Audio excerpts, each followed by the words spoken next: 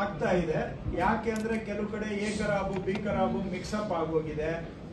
ಕೆಲವು ಕಡೆ ಖರಾಬನ್ನು ಸೇರಿಸಿ ಖಾತೆ ಬಂದ್ಬಿಟ್ಟಿದೆ, ಅವರ ಸ್ವಂತ ವಿಸ್ತೀರ್ಣದಲ್ಲಿ ಬಂದ್ಬಿಟ್ಟಿದೆ. ಇವನ್ನೆಲ್ಲ ಏನಾಗುತ್ತೆ, ಈಗ ನೆಕ್ಸ್ಟ್ ಎಸಿಗೆ ಪುಷ್ ಆಗ್ತವೆ. ನಾವು ಇಂಥದೆಲ್ಲ ತಪ್ಪುಗಳು ಏನೇನಾಗಿದೆ ಹುಡುಕಿ ಅದನ್ನ ಎಸಿ ಕೋರ್ಟ್ಗೆ ಅಲ್ಲಿ ಇತ್ಯರ್ಥಕ್ಕೆ ಪುಷ್ ಮಾಡ್ತೇವೆ. ಎಸಿ ಅವರು ನೋಟಿಸ್ ಕೊಟ್ಟು ಹಿಯರಿಂಗ್ ಮಾಡಿ ಆರ್ಡರ್ ಪಾಸ್ ಮಾಡ್ತಾರೆ. ಅವರು ಅದನ್ನ ಆಮೇಲೆ ಅವರು ಕೋರ್ಟ್ ಅಲ್ಲಿ ಚಾಲೆಂಜ್ ಮಾಡಬಹುದು. ಬಟ್ ಏನ್ ಮಾಡ್ಬೇಕು ಅಂತ ಕ್ಲಿಯರ್ ಗೈಡ್ ಲೈನ್ಸ್ ಕೊಟ್ಟಿದೀವಿ.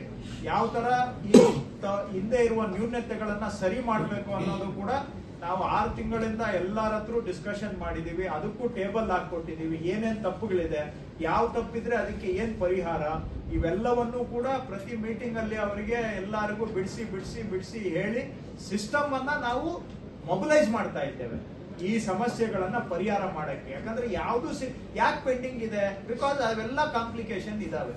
ಮಾಡಕ್ ಕೈ ಹಾಕಿದ್ರೆ ಒಂದ್ ಸಮಸ್ಯೆ ಬಗೆಹರಿಸಕ್ ಹೋದ್ರೆ 5 ಸಮಸ್ಯೆ ಕಂಡು ಬರ್ತದೆ.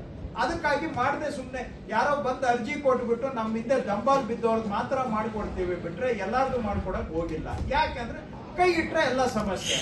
ಅದಕ್ಕಾಗಿ ಈಗ ಆ ಸಮಸ್ಯೆಗಳನ್ನ ನಾವು ಈಗ ಇನ್ ಮುಂದೆ ನಾವು ನಿರ್ಲಕ್ಷ್ಯ ಮಾಡಕ್ಕಾಗಲ್ಲ, ಬಚ್ಚಿಡಕ್ಕಾಗಲ್ಲ.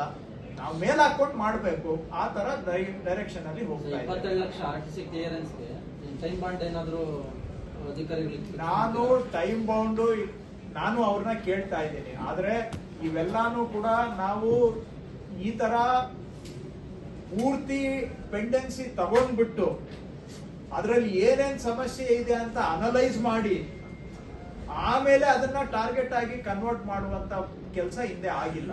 ಹಿಂದೆ ನಾವು ಕೋಡಿ ಮುಕ್ತ ಗ್ರಾಮ ಅಭಿಯಾನ ಮಾಡಿದೀವಿ, ಇಲ್ಲ ಅಂತಲ್ಲ. ಅದೇ ಹೋದಾಗ ಕೇಳಿದಾಗ ಯಾರು ಕೇಳಿದ್ರೆ ಅವ್ರಿಗೆ ಮಾಡಿಕೊಟ್ಟು ಬಂದಿದ್ದೀವಿ.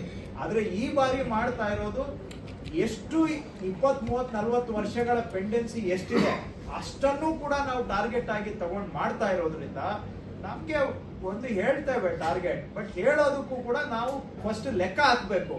ಏನೆಲ್ಲ ಸಮಸ್ಯೆ ಆಳ ಎಷ್ಟು, ಅಗಲ ಎಷ್ಟು, ಅದರಲ್ಲಿ ಸಂದುಗಳು ಎಷ್ಟಿದಾವೆ, ಗೊಂದುಗಳು ಎಷ್ಟಿದಾವೆ, ಇದೆಲ್ಲ ಈಗ ಒಂದು ಪಿಕ್ಚರ್ ತರ್ತಾ ಇದೀವಿ. ಎಲ್ಲಾನು ನಮ್ ಕಣ್ಣು ಮುಂದೆ ಕಾಣ್ಬೇಕು. ಫಸ್ಟ್ ಏನೆಲ್ಲ ಪ್ರಾಬ್ಲಮ್ಸ್ ಇದೆ, ಪ್ರಾಬ್ಲಮ್ಸ್ ಅನ್ನೇ ಲಿಸ್ಟ್ ಮಾಡ್ತಾ ಇದೀವಿ. ಯಾವ ಕೇಸಲ್ಲಿ ಏನ್ ಪ್ರಾಬ್ಲಮ್ ಇದೆ ಅಂತ ಲಿಸ್ಟ್ ಮಾಡ್ತಾ ಇದೀವಿ. ಇದೆಲ್ಲ ಮಾಡ್ಬಿಟ್ಟು ಒಂದು ಟಾರ್ಗೆಟ್ ಕೊಡ್ತೀವಿ. ಬಟ್ ಈಗ ಸದ್ಯಕ್ಕೆ ನಾನು ಫೈನಲ್ ಟಾರ್ಗೆಟ್ ಹೇಳಕ್ ಆಗದೆ ಹೋದ್ರು ಕೂಡ ತಿಂಗಳು ಪ್ರೋಗ್ರೆಸ್ ಆಗ್ಬೇಕು. ನನ್ಗೆ ಎವ್ರಿ ಮಂತ್, ಲಾಸ್ಟ್ ಮಂತ್ ಇಂದ ಈ ಮಂತ್ ಇಷ್ಟು ಕೇಸ್ ಅಡಿಷನ್ ಆಗ್ಬೇಕು. ಅದ್ ಮಾಡ್ತಾ ಇದ್ದೀವಿ.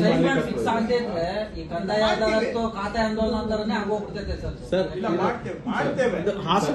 ಬಟ್ ನಾನು ನಿಮಗೆ ಹೇಳ್ಬೇಕಾದ್ರೆ ಸುಮ್ನೆ ನಾನು ಆರಿಕೆಗೆ 2 ವರ್ಷ ಅಂತ ಹೇಳ್ಬೋದು.